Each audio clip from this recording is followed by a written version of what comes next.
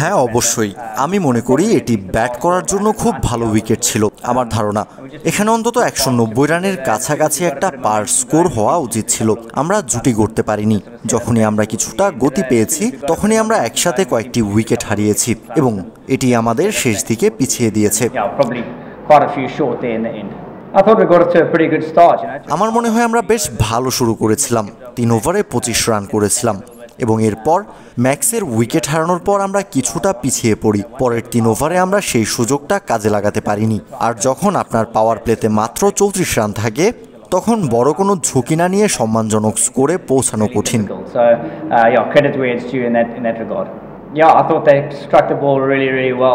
হ্যাঁ, আমার মনে হয়েছে তারা সত্যিই খুব ভালো শট খেলেছে। তারা খুব নিখুঁত ছিল এবং তাদের এক্সিকিউশন ছিল চমৎকার। আমাদের বোলাররা যখনই ভুল করেছে তখনই তারা সেটার সুযোগ নিয়েছে। দুই দিকেই তাদের শটের এক্সিকিউশন ছিল দুর্দান্ত। শুধু তাই নয়, আমি মনে করি সিঙ্গেল নেওয়ার ক্ষেত্রে তাদের শট মেকিংও খুব ভালো ছিল, যা থেকে আমরা অনেক কিছু শিখতে পারি, বিশেষ করে লিটনের মতো একজনের কাছ থেকে, যে অসাধারণ একটি ইনিংস খেলেছে। হ্যাঁ, তারা সত্যিই খুব ভালো ব্যাটিং করেছে। অবশ্যই আমরা আরেকটু ভালো বোলিং করতে পারতাম, কিন্তু তাদের ব্যাটিংয়ের এক্সিকিউশন ছিল চমৎকার।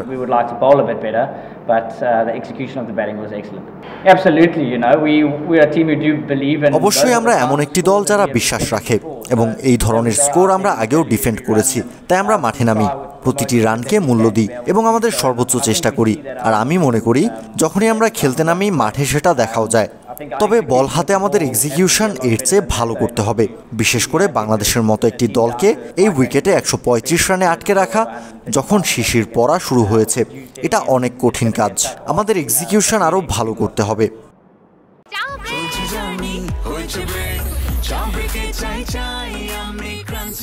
যে কোনো চা ব্রেকে বিস ক্লাব ড্রাই কেক, চায়ের সাথে আয়েশ।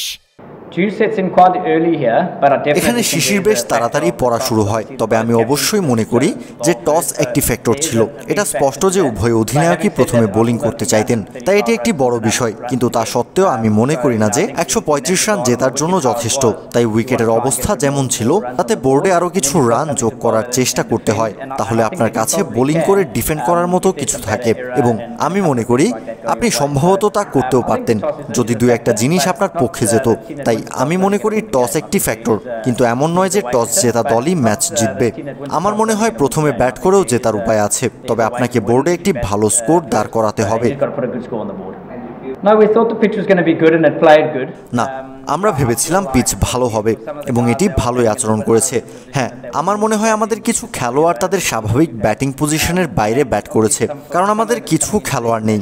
বেশ কিছুদিন বাইরে থাকার পরও আন্তর্জাতিক ক্রিকেটে ফেরা এবং ফ্লাড লাইটের নিচে এসে এমন উইকেটে খেলা যেখানে বল স্কিড করে মানিয়ে নেওয়াটা একটু কঠিন হতে পারে। আর আমরা মাত্র একটি অনুশীলন সেশন পেয়েছি, তাই ছেলেদের জন্য এসে এটা করে ফেলাটা সহজ নয়। আমরা এই ধরনের কাজ করতে পারার জন্য গর্ববোধ করি, কিন্তু বাস্তবতা হলো এটি বেশ কঠিন।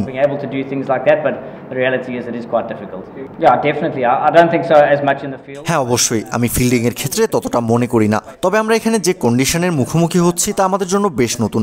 আমরা সাধারণত ফ্লাড লাইটের নিচে খেলি না এবং খুব বেশি শিশিরের মধ্যেও খেলি না, তাই ফিল্ডিংয়ে আমাদের কিছু ভুল সম্ভবত সেই কারণগুলোর জন্য হতে পারে। কিন্তু বাংলাদেশ ভালোভাবে প্রস্তুত হয়ে এসেছে এবং তারা এখানে অনুশীলন ক্যাম্প করেছে এবং এখানকার সুযোগ সুবিধা ও কন্ডিশনের সাথে অভ্যস্ত হয়েছে, তাই স্বাভাবিকভাবে তারা সিরিজে খুব ভালোভাবে প্রস্তুত হয়ে এসেছে এবং সেটা দেখাও যাচ্ছে।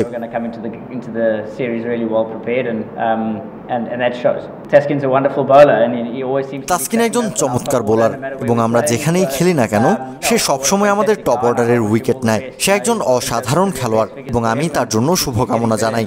আমি মনে করি এটি তার ক্যারিয়ার সেরা বোলিং ফিগার এবং আমি যতবারই তাকে দেখি সে আরও ভালো থেকে আরও ভালো করতে থাকে। হ্যাঁ, বিশেষ করে নতুন বল এসে তাদের জন্য একটি বড় হুমকি। এবং হ্যাঁ, সে আজ খুব ভালো টাইট লাইন এবং লেন্থে বল করেছে এবং তার পুরস্কারও পেয়েছে।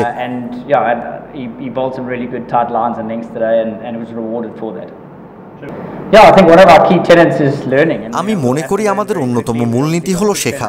এবং আমাদের খুব দ্রুত শিখতে হবে। পরের ম্যাচের আগে আমাদের হাতে খুব কম সময় আছে।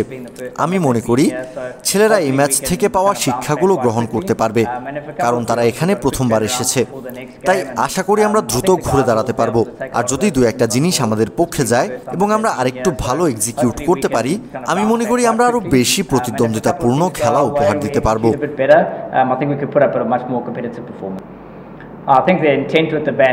আমি মনে করি ব্যাট হাতে আমাদের উদ্দেশ্য বা ইন্টেন্ট, বিশেষ করে আমরা যে পরিমাণ ডট বল খেলেছি, মানে এটা ছিল বিশাল এক সংখ্যা।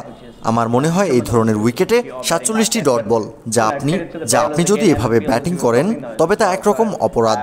কিন্তু আবারও বোলার এবং ফিল্ডারদের কৃতিত্ব দিতে হবে, যারা সেগুলো আটকাচ্ছিল। তাই হ্যাঁ, আমরা এটা নিয়ে কাজ করব। ব্যাট হাতে ইন্টেন্ট নিয়ে অবশ্যই ভাবতে হবে। আর যখন আপনি একটি জুটি গড়ছেন, তখন সেই জুটিগুলো চালিয়ে যেতে হবে। আমরা দেখেছি একবার একটি জুটি জমে গেলে রান রেট বাড়তে শুরু করে, এবং যে কোনো মাঠে বড় স্কোর করতে হলে এটাই করতে হয়, বিশেষ করে এই মাঠে।